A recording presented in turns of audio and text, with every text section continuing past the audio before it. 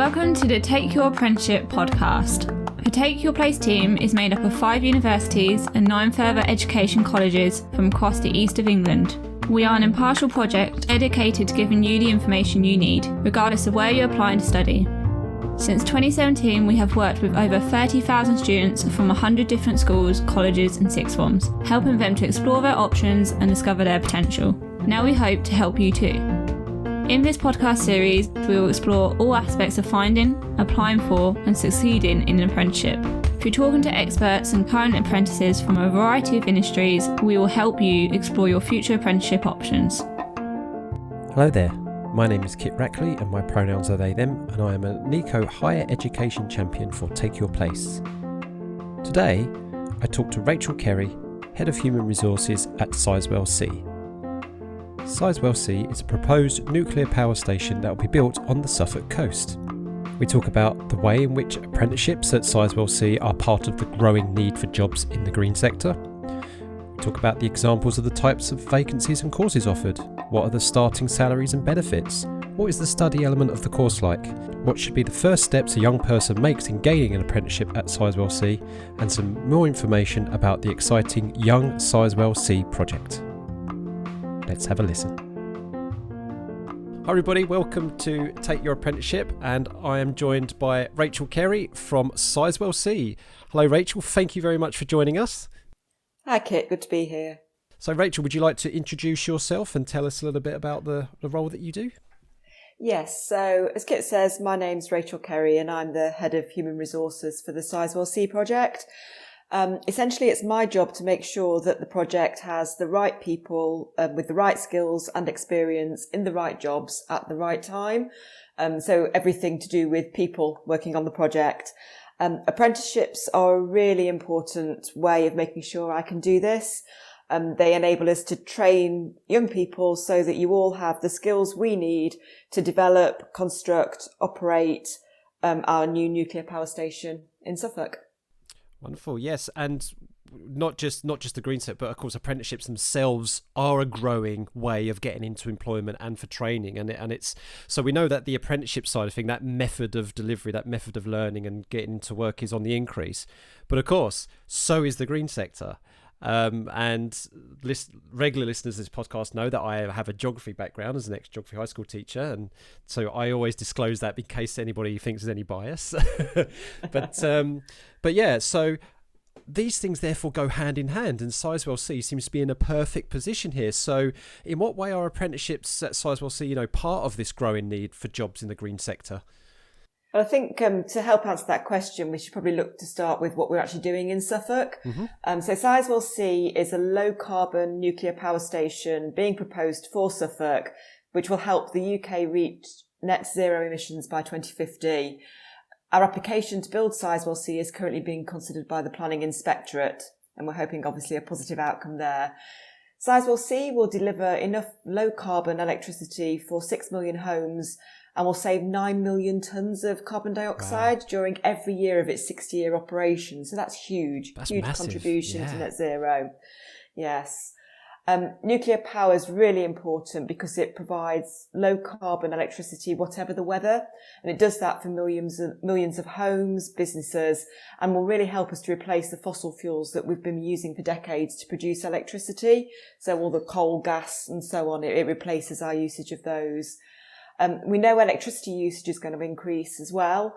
You see, transport's becoming increasingly electric. We see the electric cars everywhere now and charging points.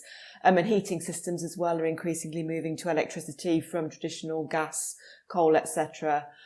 So we submitted our application to build Sizewell C to the Planning Inspectorate back in May 2020, and this is currently being considered. Sizewell C is going to be we call it second of a kind, and that means we've got a power station we're already building down in Hinckley called Hinkley Point C, and essentially we're looking to replicate that build of the Hinkley power station in Suffolk, and that will be the Sizewell C power station. So very much learning from what we're doing down in Hinckley. The Hinkley Point C power stations, that's in its 4th year of construction. Construction's much longer than that, 10 plus years. And obviously, so for Sizewell, it will be a much longer construction process. That's awesome. So that actually quite leads us quite nicely on to the next bit. So, give us some examples of the types of vacancies and apprenticeships that you offer. So we're looking to create 1,500 apprenticeships, so significant number of apprenticeships within the local area. And on top of the apprenticeships, looking to employ thousands of local people as well during construction of the power station. And then once we're operating, so I've talked about that 60-year operation, operating the power station will take 900 people at any point in time to do that. So a huge employer for the area. That's incredible. That is amount, because we know that the East of England, particularly with higher and degree apprenticeships, the East of England's not well known for those vacancies. There's a far more in terms of intermediate and advanced. And I think, is it true that you've got apprenticeships running all through? You've got some level 2s all the way up to level 6s?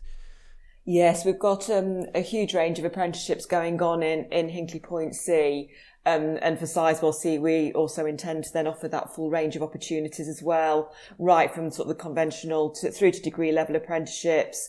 And that's all through the construction of the project. So that's sort of 9 to 12 years construction. That's great. And the one thing I really, really love, I've learned a lot about apprenticeships doing this job for Nico is it allays those kind of fears that, well, if you've got a massive construction element where you've got to deal with the building, the infrastructure, all that kind of stuff, well, surely the jobs are all finished. That's it. There's no prospects beyond the finish of the construction. But actually what apprenticeships do is that might, the apprenticeship will come to an end, because they do. They're a course as well as they work. But it leaves you with, in industry experience and the skills enable for you to move on into your career if you want to stay in that sector. And so to hear that so many apprenticeships are coming here in a part of the country which is not really, at the moment, a bit lagging behind other parts of the country in terms of apprenticeships, that's really, really good to hear. And I think our young people will be quite encouraged by that. Yes, and I think it's important that, some of the apprenticeships are in that construction field and absolutely provide careers for life beyond the construction of this project. But they're, construction, mechanical roles, things engineering, digital engineering, welding, project management, steel fixing, to name but a few. But there's also apprenticeships in many of the site support services. So very transferable skills, outside of any construction or building project. So these are things like, logistics, environment, health and safety, security, accountancy, skills that can translate into any industry, outside of, be it nuclear construction or anything else. So yeah, absolutely. The apprenticeships that we'll be providing will provide that foundation for your careers. Whatever you choose to do throughout the life of your careers. Yeah.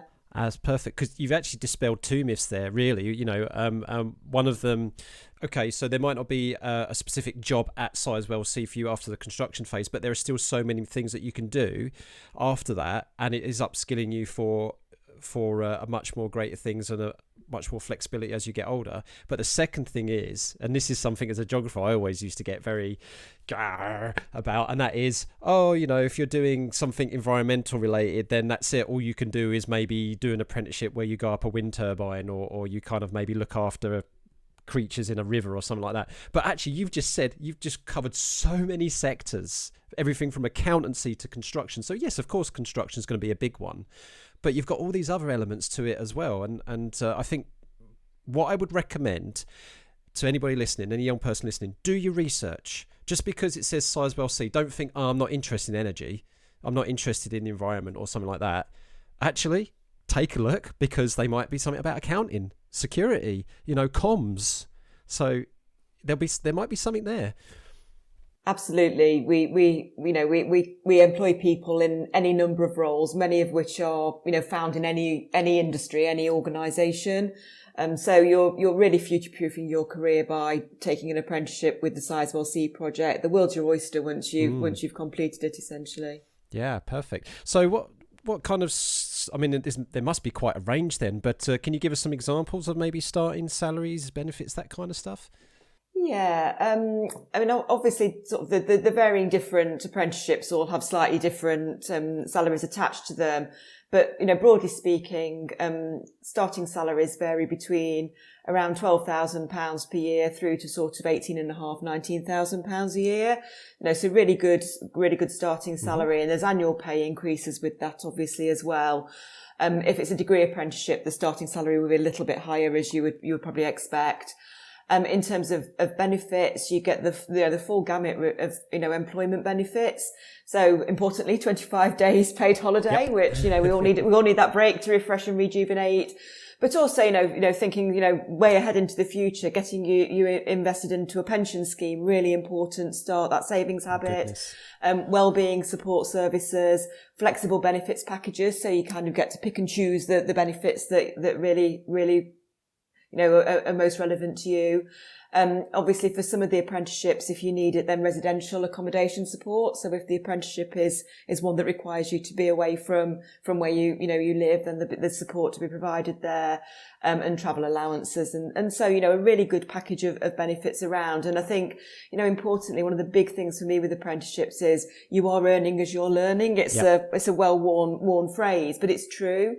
And I think, if you've been quite nervous about entering further education from the cost of that and from student loans and so on and so forth, apprenticeships were a really accessible way into both getting that training and that study background, but also, getting into the work environment and earning a salary for doing so. Yeah, and that's a message we've been trying to say time and time again at Nico. Like people say,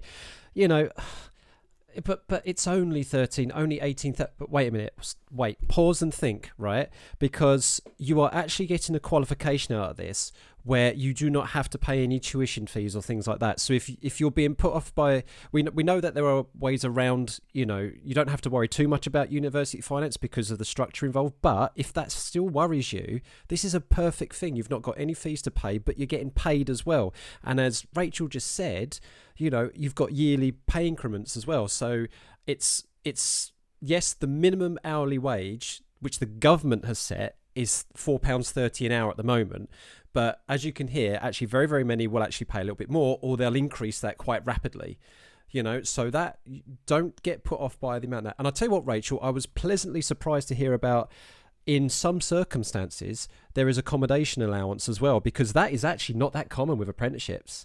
So that's really, really nice to hear. So if you're listening to this and you're not based in Suffolk, so, you're in Norwich or you're in Cambridge or something like that, and that's just too far away from home for you, that is something you can research and find out from Sizewell C whether you can qualify for that kind of benefit. So that's really good to hear. Really good to hear. Yeah, and Kit, there's loads more detail and information on this on our Early Careers webpage on the EDF website. So, for people who want to really explore into that, then go there and have a look.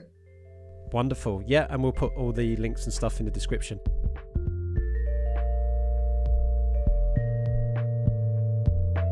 We'd like to take a break just to ask you to help us with some feedback. We aim to raise higher education aspirations in as many young people as possible, so your feedback will be welcome. To do this, at your own convenience, please visit tinyurl.com/tyapod. If you missed that, not to worry, you can find the link in the description. Thank you. Now back to the podcast.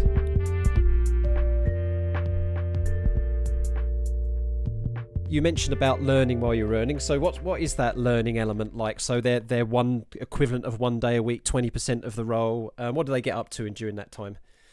Yeah, again, it varies depending on the course. And again, if you're really interested in this, go and have a look at the detail. But absolutely, some courses will offer full-time residential study.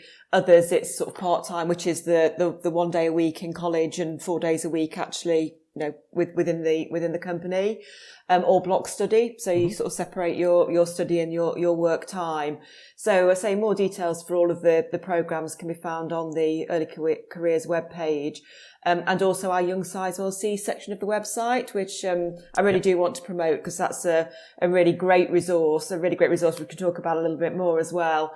But there's some real life case studies there. So rather than just hearing it from me, sort of the head of human resources, actually look into there because it's people who are actually doing this at Hinckley. They sort of talk about how it works for them on the various different programs. Yeah, and that's very important, everybody. It's a piece of advice your teachers and your careers advisors and us here at NICO will give you all the time is do your research. It really is worth it. So you can listen to me and Rachel talk about this, but this podcast really is only like the first stepping stone to finding out more. Okay, so please make sure you do that, and there'll be the links in the description, as I've already said.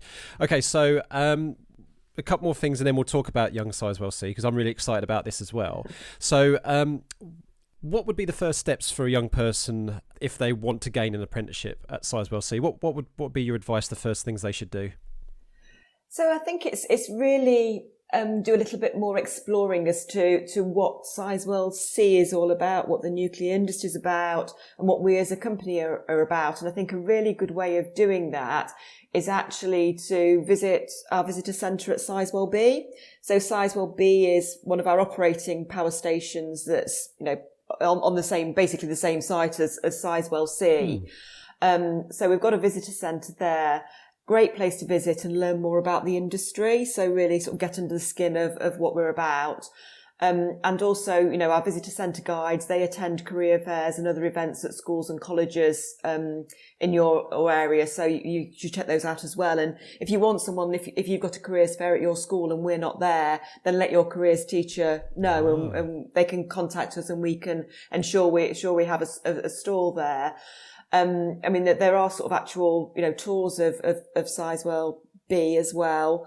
So an opportunity there for you to go and have a look around and really, get to see what it's actually really like. Because you can, I can talk about this, you can talk about this kit, you can look at pictures on websites, even look at videos and stuff, but actually, sort of really get a feel for what it is like to be part of working in the industry. Yeah, and I'm never going to push back against a recommendation for a field trip either. So no, absolutely. I might have to see if I can help lead one via Nico. We'll have to wait and see about that. But I can dream.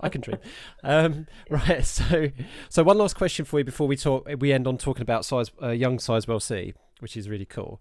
I know because I've taught it myself. When we teach about the energy industry and stuff like that, in geography and stuff like that, nuclear energy and nuclear power is always a controversial issue, and there's very, very polarizing kind of opinions on that, and there's a lot of stereotype that goes around. So the question I'd like to ask you then is for people listening who need a clear response with regards to the kind of myths out there in terms of nuclear energy, and they really do want to do something progressive, something for the environment, something for the green, but they feel that nuclear energy is not compatible for that. What would you say to these people to allay their fears? Yes, I think it's a very good point and a very valid question and challenge.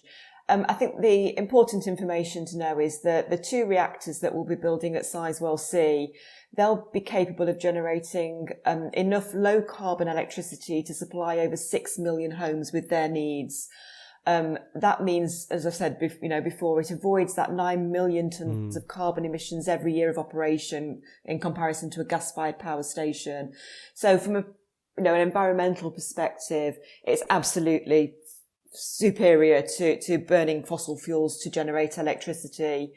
And the carbon dioxide from the construction phase, which inevitably there is some, it's a building project, that's offset within a matter of months because of the efficiency of the power generation. So right. Actually, look at the offset perspective there. It's phenomenally quick when you compare it to a lot of other industries. I think as well, nuclear can just generate such large quantities of electricity from very relatively small areas of land, and enables it in turn also enables more renewables to come online. The big challenge for renewable energy, be it solar power, be it wind power, is it's affected by the weather. It can't generate all the time because if there's no wind or if it's very cloudy and so on, that affects their ability to generate power. So while we transition from fossil fuels to a future that's much more renewable, we have to have something that keeps the lights on essentially. Yep. And nuclear power is that tool. It's clean, green energy, that does allow us, as we, move forward, to bring on more renewable power, but gives that certainty that at any given time of the day or night, the country and globally, but certainly from a UK perspective, the country is able to operate, that we don't have those dips in power supply that inevitably you get through renewables because they're dependent on the weather. Yeah, and I'm going to go a little bit geography teach here for just a couple of minutes, but I just want young people to just think about this aspect, right? So we need the energy. If we're really, really kind of pushing back about the fact that these power plants need to be built, then we need to think about, well, what is generating that need? Well, it is all of our hunger for energy, right? So you've got this location on the Suffolk coast, and here are your options. You can have a nuclear power station, you can have a coal-fired power station, or a gas-fired power station, or you can have a solar farm, which at the moment the technology is fantastic technology, but it's still in its infancy. Or you can have a wind farm, and of course it's very, very close to places like RSPB Minsmere, for example. But so which of those options, actually taking all the environmental factors and long-term factors into account, is actually the best way forward? So a bit of critical thinking will tell you actually this is the best way forward for the current state of play. And of course there are lots of local projects going on and stuff like that where you're enhancing the environment as well. I think the last time I read there's like 47 hectares of new habitats for marsh harriers, for example. So you're working with the environment, and anything we build there is going to have an impact on the environment. It's what you do about that. And people can look up for themselves and look at the independent studies that turn around and say, well, this is what they're doing, and this is actually going to be a net benefit to the environment if you take everything into consideration. But don't take our word for it. That's all out there, and you can look that up for yourself. Absolutely, Kit. And I think, that the final point I'd make on that is, if we're going to reach net zero, we have to have this mix of nuclear and renewables. We're not going to do it without that mix. We'll get there one day, everybody, but we're not quite there yet. Like battery storage for renewables is coming. I know from my previous job that that's amazing technology coming online, but it's not quite there yet for a commercial industrial scale. Right, let's end on a positive now, because I'm really excited for you to tell us about this. And you have something called the Young Sizewell C project. So yeah, go ahead. What's this all about? Yeah, we do, and it is really exciting. So we've got a dedicated service that's focused absolutely for 16 to 21-year-olds, and it's called Young Sizewell C. You can find out much more about Young Sizewell C on our website, and importantly, this is where you can actually be registered to be on our mailing list. And once you're on our mailing list, you'll then be the first to hear about upcoming events and opportunities with us. So, sign up for Young Sizewell C, and you'll get to find out everything that's going on the project. It's also a great resource for getting work ready. There's loads of interactive options on there to look at how you can start to plan your career, prepare for interviews, think about some of the activities you do, whether it's in school or out of school, that can help, shape your CV and so on. So really good resource to look at for getting work ready. Interactive careers portal, where you can experience, computer generated image of the construction site and look at some of the roles that will be needed. So, really have a good play around with it. And also there's a virtual tour of Sizewell B, which is led by Poppy, who's one of our local apprentices who's already in Suffolk. It actually gets you to see what it looks like inside a power station, because I'm sure we all have images, but actually get to see what it actually looks like. Yeah, it's not like The Simpsons, everybody, with it's pressing the button. So there's an employment and skills prospectus on there, so you can download that. Have a good look through that, find out details about the skills we need and the places you can get them. It's also the place, importantly, to look out for jobs. Of course. We've already recruited apprentices in, I think it's quantity surveying, project control, civil engineering, and importantly, the Young Sizewell C, the job, it's linked with all of our job service.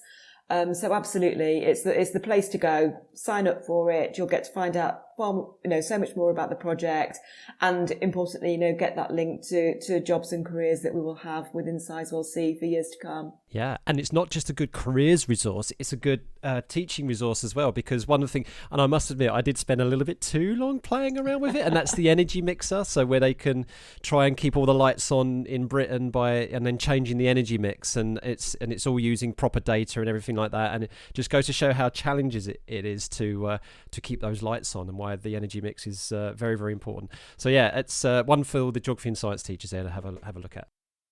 Rachel, this has been an absolute pleasure talking to you. And you've left me really, really excited about this, not just from an apprenticeship point of view, but also in terms of going future, from a green point of view, because we really do need to get going, And the other thing as well that signifies that Sizewell C, EDF that are serious about this is that, using terms like climate emergency on their website, not being shy to use those words, because we do need to get cracking on this kind of stuff. And it's just it's so lovely to hear that so many jobs and apprenticeships are coming online in this sector. So thank you. Thank you, Kit. It's been a pleasure. Thank you for listening, and don't forget to subscribe to our future podcasts at soundcloud.com/takeyourplace or on your favourite podcasting app. You can also find us on Instagram, where we are at takeyourplace_HE, on Twitter at takeyourplaceHE, and on Facebook at facebook.com/takeyourplaceHE/. You can also email us with any questions, requests, or just let us know what you think on info@takeyourplace.ac.uk.